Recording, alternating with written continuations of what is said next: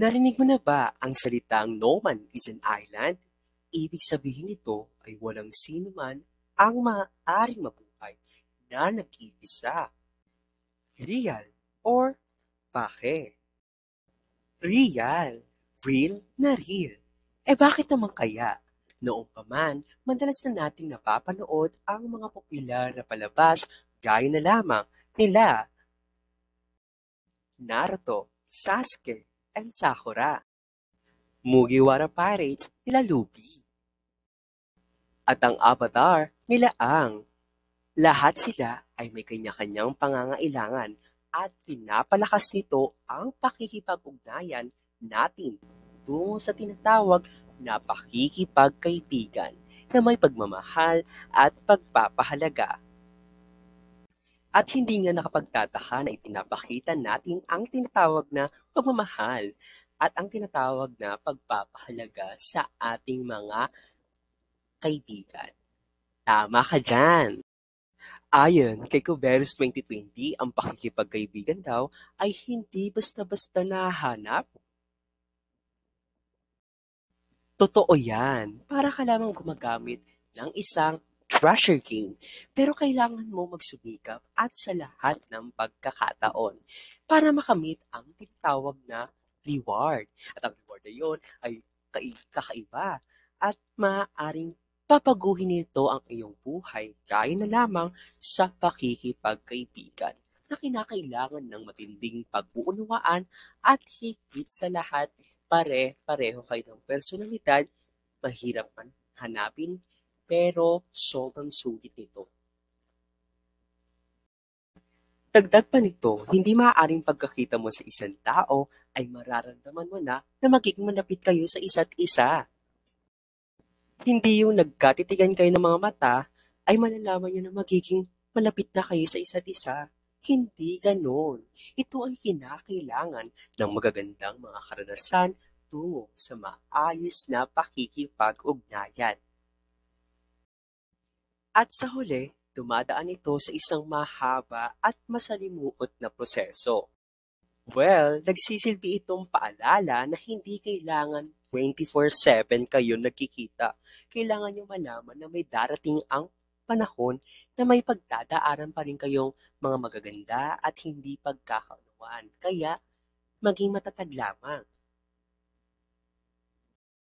Nais ko ipanam sa iyo na may positibong dulot ito ng pakikipagkaibigan. Kaya naman, tuklasin natin. Una, nakalilikha ito ng mabuting pagtingin sa ating mga sarili.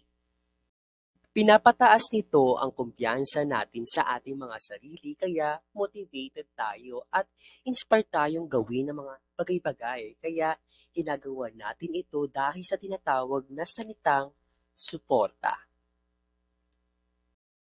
Ikalawa, natututuhan kung paano maging mabuting tagapakinig. Kaya naman, natututuhan natin makibagay sa paraan ng pakikinig sa lahat ng kanilang mga sinasabi. Kumbaga, para kang nakikinig ng isang magandang kanta, sa una pa lamang, naiintindihan at nauunawaan mo na ang mga liriko, kaya naman ito ay nagugustuhan mo. Ikatlo, natutukoy kung sino ang mabuti at di mabuting kaibigan sa pamamagitan ng mga tunay na kaibigan. O alam ko masyadong nakaka-relate ka na dito dahil alam na natin na ang bawat aksyon na kanilang ginagawa ay masyado ng halata. Kaya naman halata sa magiging abusado sa atin. O alam ko masyadong nakaka-relate ka na dito dahil alam na natin, ikaapat, natututuhang pahalagahan ang mabuting ugnayan sa pakikipagkaibigan sa kabila ng ilang hindi pagkakaintindihan. Kaya naman, alam mo na ang gagawin sa susunod sa mga sitwasyon dahil kilala niyo na ang isa't isa, di ba? Kaya naman, pinapahalagahan mo siya kung saan siya nanggagaling. Kaya naman, alam mo na ang gagawin. At ang ikalima, nagkakaroon ng mga bagong ideya at pananaw sa pakikipagkaibigan.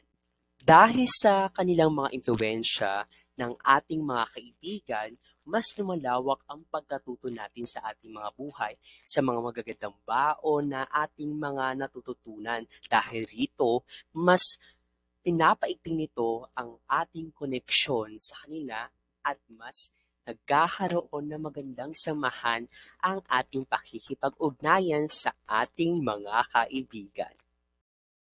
Mga paraan sa pagpapatatag ng pakikipagkaibigan. Una, pagiging bukas at interesado. Nililinaw ang kahalagahan ng pakikisalamuha sa paraan na inaalam mo rin ang kanilang sarili at mga opinyon sa buhay. Pangalawa, ay ang pagiging tapat at totoo. Magsabi lagi ng totoo upang maiwasan ang hindi pagkakaunawaan. Pangatlo, manuwain at papagbigay. Matutong tanggapin kung ano man ang interes nila sa buhay sa pagbibigay ng suporta sa kanilang mga desisyon sa buhay. Pang-apat ay ang paggalang. Sa paraan ng pagkakipag-interaksyon na may respeto, napapaigting ang pagpapahalaga ng komunikasyon bilang magkakaibigan. Panglima, alagaan ang isa't isa. Pagpapahalaga sa mga aksyon na gagawin at magpapanatili o magpapaigting ng mga bagay na kayo lamang ang nakakaintindi sa mga sitwasyon o nararanasan. Bilang paglalahat, ang pagkakaibigan ay nangangahulugan ng pagkakaroon ng isang ugnayan sa isang tao o iba't ibang tao dahil sa pagmamahal at pagpapahalaga. Ang pagkakaibigan ay nagdudulot ng mga positibong dulot gaya na lamang ng mabuting pagtingin sa sarili, mabuting tagapakinig, pagpapahalaga ng mabuting ugnayan sa kabila ng hindi pagkakaintindihan at pagkakaroon ng iba't ibang pananaw. Ang pagkakaibigan ay hindi basta-basta, kaya mga paraan ng pagiging bukas at interesado, pagiging totoo at tapat, manuwain at pagbigay, paggalang at sa huli ay pag-aalaga ng isa't isa ay matuturing na paraang magpapatibay sa pagkakaibigan. Bilang mag-aaral, sana'y makatagpo at makubuo ng tunay na pagkakaibigan na panghabang buhay. Yan lamang sa aralin na ito at huwag kalimutang sagutan ng mga dapat sagutan sa module na ito. Maraming salamat!